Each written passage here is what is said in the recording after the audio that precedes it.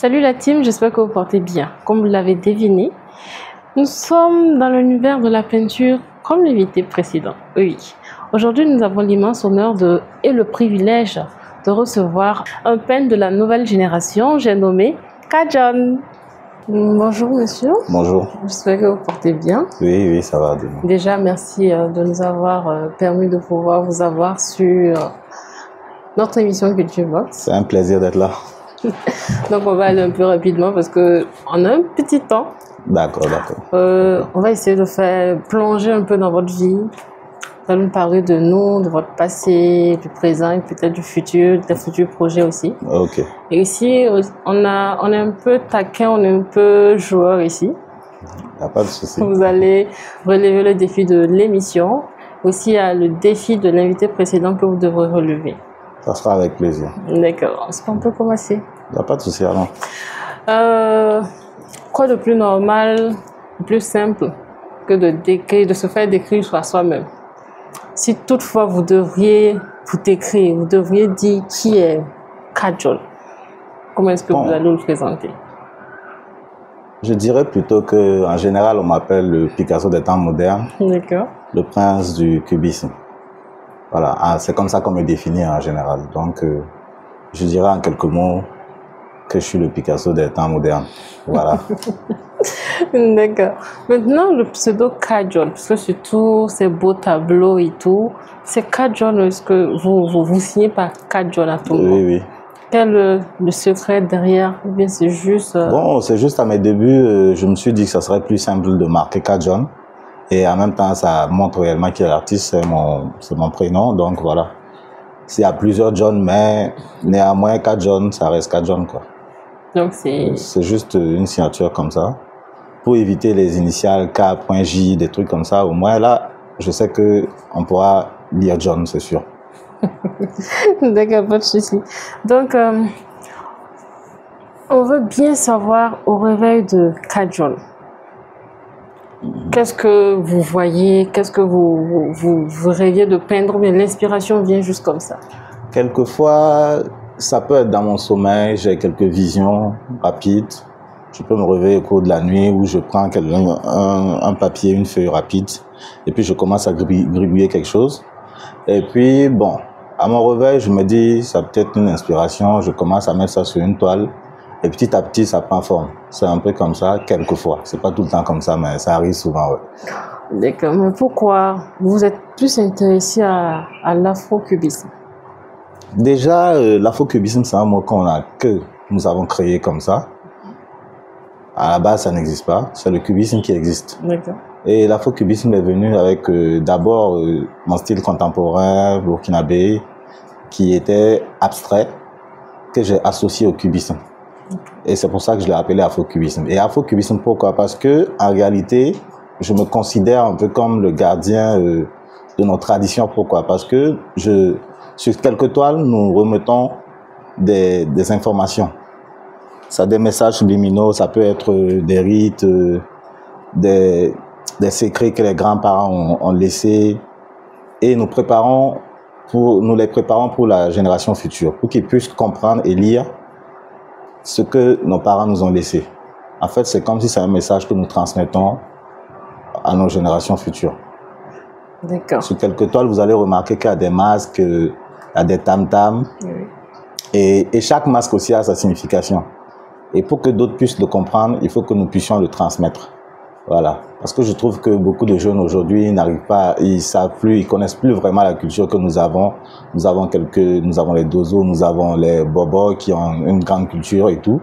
Et il y a les masques aussi, il y a nos habillements aussi qui comptent, tout ça. Donc, tout ça, nous essayons de les retransmettre sur les toiles. D'accord.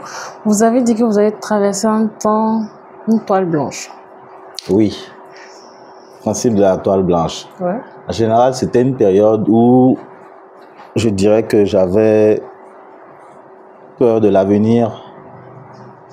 Je me disais que est-ce que mon travail allait être reconnu un jour et tout. C'est généralement des questions qu'on se pose et après on décide de tout arrêter, l'inspiration n'y est plus. Et puis bon, ça a duré peut-être quoi, 5 ans, on va voir. Hein. Ça a été assez long. des périodes où on se remet en question pour revenir avec une plus grande force. Et d'ailleurs, c'est à partir de ça que, quand je suis revenu, j'ai direct trouvé mon identité artistique. Et ça a été le cubisme et ensuite l'afro-cubisme pour aujourd'hui, en fait. D'accord. Vous êtes passé par la Russie, le Maroc, par des festivals un peu partout dans le monde. Oui. Si vous devriez décrire, ne serait-ce que une période qui vous a le plus marqué pendant ces différentes sorties-là, ce serait quoi? Bon, chaque période a été une expérience parce que quand je prends par exemple le Ghana, quand je suis arrivé, j'ai vu de grands talents et je me suis dit, j'ai encore du travail à faire. Malgré que j'ai été sélectionné parmi les 10 gagnants, je me suis dit, j'ai encore du travail à faire. Et ça m'a poussé à me battre encore plus pour développer encore ma créativité. Et quand on prend la Russie, je voudrais dire aussi qu'à ce niveau, nous avons besoin de faire connaître un peu ce que nous faisons à l'extérieur. Parce que généralement, quand ils voient ce que nous faisons, ils apprécient tout de suite. L'art est beaucoup apprécié. L'art burkinabé, surtout africain, on va dire, est très apprécié à l'extérieur. En Russie, ils ont tout de suite apprécié ce que nous avons fait. Parce que bon, on va dire que j'étais le seul burkinabé, mais il y avait d'autres artistes congolais et ougandais, etc. D'autres qui sont venus aussi de l'Amérique et tout. Donc, on s'est regroupés et chacun a son talent, donc chacun a vraiment apprécié ce que nous faisons ici, surtout en Afrique. D'accord. Là, burkinabé, est-ce que vous pensez que, bon, vous avez dit que c'est reconnu, c'est apprécié à l'étranger et tout. Est-ce que vous pensez que c'est apprécié à sa juste valeur? L'art burkinabé est généralement très bien perçu à l'étranger, notamment pour sa richesse culturelle. Nous avons des masques, nous avons des tissus importants comme le bogolan, nous avons le faso d'Afani, les sculptures africaines, nos sculptures et tout sont très appréciées, surtout à l'extérieur. Oui. D'accord. Maintenant, nous, on veut bien savoir d'où est-ce que vient l'inspiration. Est-ce que ce sont les toiles blanches, ou est-ce que vous voyez, l'inspiration vient comme ça, ou bien ce sont les gens, c'est quoi le déclic? Bon, mon inspiration en général vient de tout ce qui nous entoure, on va dire. Parce que moi, quand je sors et que je vois un travail qui est bien fait, ça m'inspire, ça m'amène à vouloir créer quelque chose de positif, de réel, de bien faire en fait, de finir ça propre. En quelque sorte, c'est ça. Quand je tourne, par exemple, je vois un menuisier qui a réalisé une chaise à la perfection, moi, ça m'inspire. Ou bien, je sais pas, chacun dans son domaine qui réalise à la perfection son travail, moi, c'est ce qui m'inspire en réalité. D'accord. Quelle est la réaction, la plus folle, si on peut dire, la plus choquante que vous avez eue lorsque un fan a vu une de vos œuvres d'art? Dernièrement, j'ai fait une exposition à l'hôtel Ricardo. C'était d'ailleurs pour rendre hommage à Jean-Michel Basquiat, qui est un peintre new-yorkais. Et il y a une toile que j'ai faite qui s'intitule Le combat. C'est une sorte d'œuvre qui représente un peu les œuvres de Basquiat. Donc, je suis sorti un peu de mon univers pour créer. Et il y a une dame qui est venue. Même sur la toile, c'était écrit un peu cancer, barré et tout. On disait qu'il fallait se battre et tout. Et la dame, elle s'est arrêtée, elle a juste regardé la toile. Et elle a tout de suite vu quelqu'un à qui ça parlait. Elle avait quelqu'un, en effet, qui se battait contre le cancer, qui avait besoin d'espoir, qui avait besoin de coups de pouce, en fait, pour sortir de ce trouble. Donc, elle a vu la toile et elle a tout de suite été émue et ça l'a intéressée. Et moi, ça me plaît de voir des gens à qui ça touche, quoi. C'est comme si le message était destiné à une personne et il y a un messager qui allait le transmettre de main à main. D'accord. Si toutefois vous devez on vous disait de choisir un artiste, un peintre, avec qui, vous allez faire une œuvre d'art, ce serait qui et pourquoi? Bon, j'ai été inspiré par Picasso, mais je dirais Basquiat parce que c'est un artiste qui était dans un univers que beaucoup n'arrivaient pas à comprendre. Et il essayait tant bien que mal de s'exprimer à travers ses œuvres, à travers sa façon de vivre et tout. Mais je pense qu'il est mort incompris. C'est peut-être aujourd'hui que d'autres essayent d'analyser en fait qu'est-ce qu'il essayait de nous donner comme information.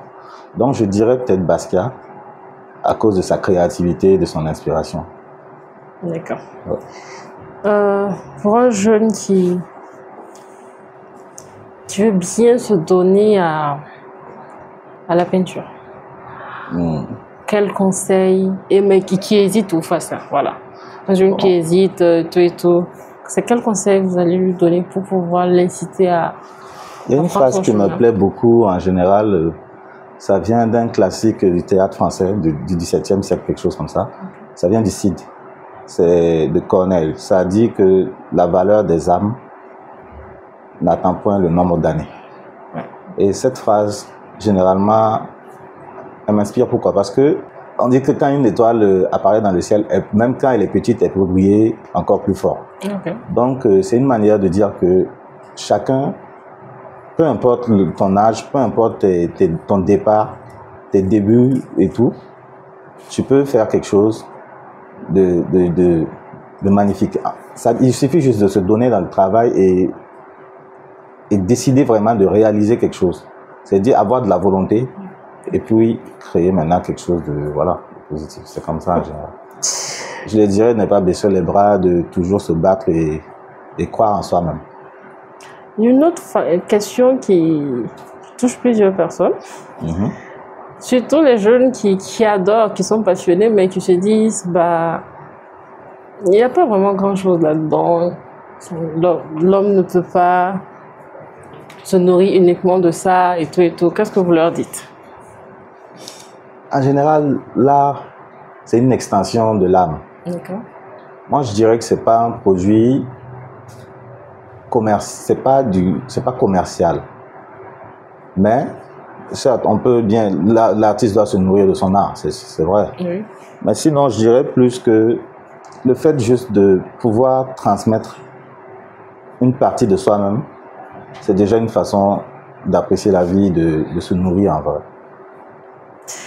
D'accord. Donc, si je comprends bien, vous êtes en train de leur faire comprendre qu'il y a l'argent là-dedans. On va dire que oui, on peut dire ça comme ça. Ouais. Surtout quand on est passionné, on ne se tourne pas tout de suite vers l'argent, mais je dirais que le travail paye. D'accord. Est-ce qu'il y a un autre rêve artistique qui est enfoui en vous que personne d'autre ne peut savoir et que vous allez nous dévoiler ça sur notre émission? Je dirais que c'est pas comme si personne ne doit savoir ou personne ne peut savoir, mais je pense que le rêve de tout artiste, c'est de devenir le meilleur et d'être connu partout dans le monde. En gros, c'est ça mon rêve, c'est laisser un héritage très important pour la génération à venir et être vraiment connu à travers le monde entier. Voilà. D'accord. Quelle est la toile que vous aimeriez que... C'est vrai que toutes les toiles voulaient qu'on se remémore de ça encore et encore, mais quelle est la toile que vous-même, lorsque vous regardez, vous dites « yes, c'est un bon job ». Je dirais Makeda, la reine de Saba. C'est une toile, c'est une des premières toiles que j'ai faites quand j'ai démarré le cubisme. Et c'est cette toile qui m'a fait sortir de l'ombre en quelque sorte. Donc je dirais que c'est cette toile-là en vrai qui m'inspire encore aujourd'hui et qui a une très grande histoire d'ailleurs parce que la reine de Saba et tout, le roi Salomon, je pense que l'histoire est un peu connue. Et c'est à travers ça qu'aujourd'hui, je suis dans le cubisme et je me suis beaucoup développé. Donc je préfère que cette toile-là ne soit jamais oubliée. Le rêve qui est enfoui en vous, c'est quoi? Je dirais que le rêve de tout artiste, c'est d'être connu dans le monde. Donc, moi, mon rêve, c'est d'être connu, d'être un artiste connu, de laisser un héritage pour les générations à venir et laisser mon nom dans ce monde, qu'on puisse toujours entendre Kat John un peu partout où on va, quoi. En gros, c'est ça. D'accord. On est entouré de très belles toiles par ici. On aimerait bien que vous nous expliquiez un peu le message que vous essayez de transmettre, par exemple, à travers cette belle œuvre. Bon, ça, je l'ai appelé voyage culturel. D'accord. Ça représente nos valeurs culturelles ici au Burkina Faso. Vous allez voir qu'il y a des toiles qui... Par exemple, nous avons cette toile en haut, c'est une toile bois, et un masque bois plutôt. Et là aussi, c'est un masque burkinabé. En général, et puis aussi, il y a quelques objets que vous allez voir ici. Et aussi des instruments de musique traditionnelle. Il y a le tambour parlant en haut. Et aussi... voici le balafon là, ainsi de suite. Donc, les masques, c'est pas simplement des outils décoratifs, c'est aussi c'est aussi un objet de rituel.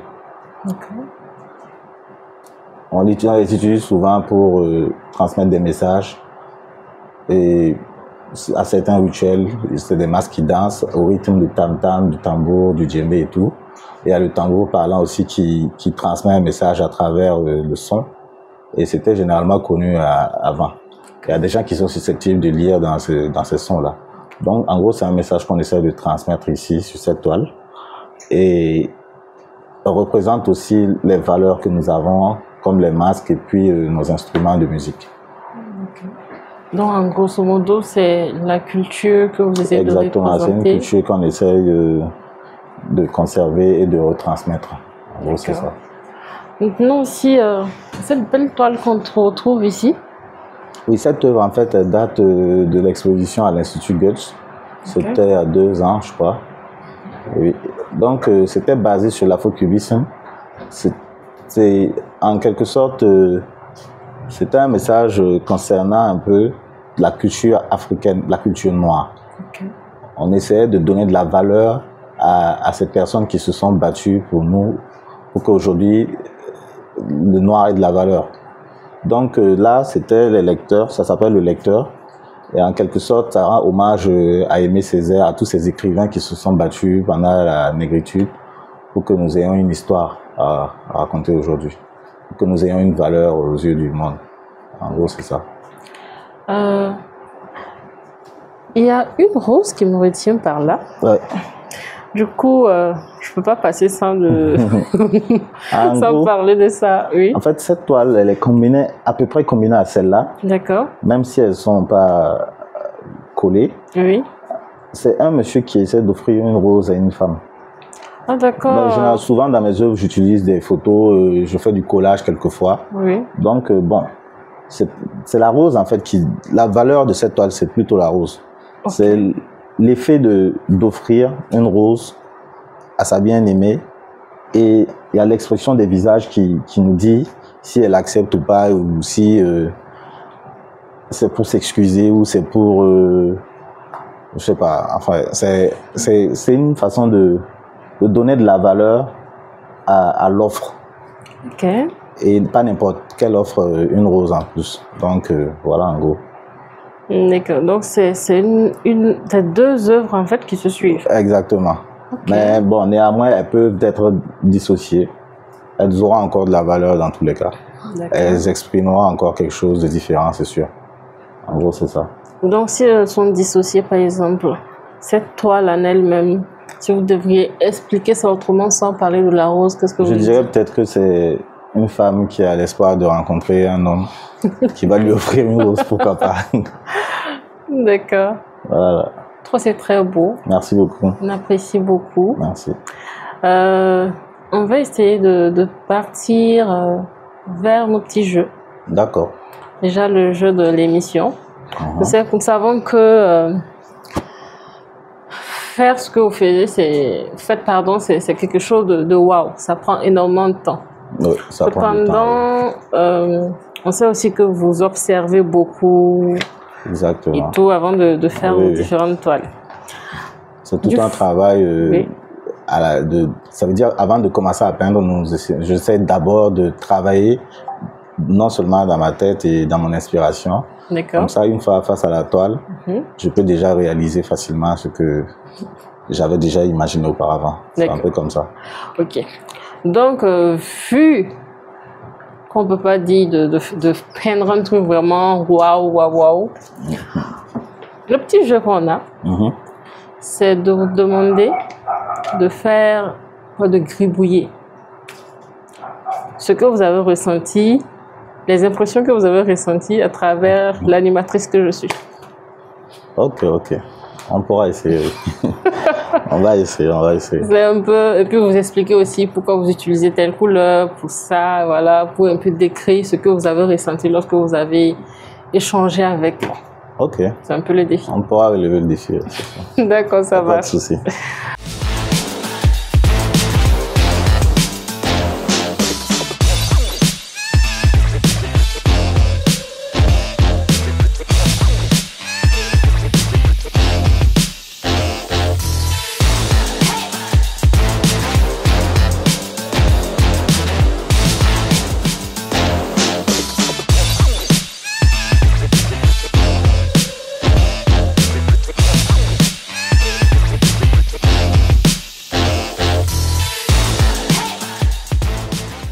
Donc, cette œuvre est associée au lien social, l'amour et puis la vie.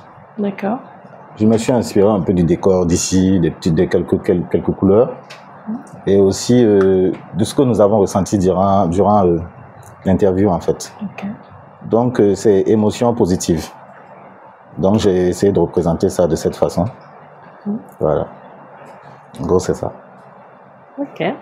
C'est un peu bref, mais ça a été plutôt rapide, donc. Mais c'est très beau. Merci beaucoup. Merci. On a le défi de l'invité précédent. Ok. Comme le dirais-je, c'est un de vos aînés qui est aussi peintre, Ah, d'accord. qui est Christophe Ah, Sawadogo. Christophe. Ok, je vois. Oui. Je le connais. Il vous a donné un défi. Il ne savait pas que c'était vous d'ailleurs. Ah, ok. Je vais lui demander de me dire en 2 mots comment il le voit, le Burkina, en 2026.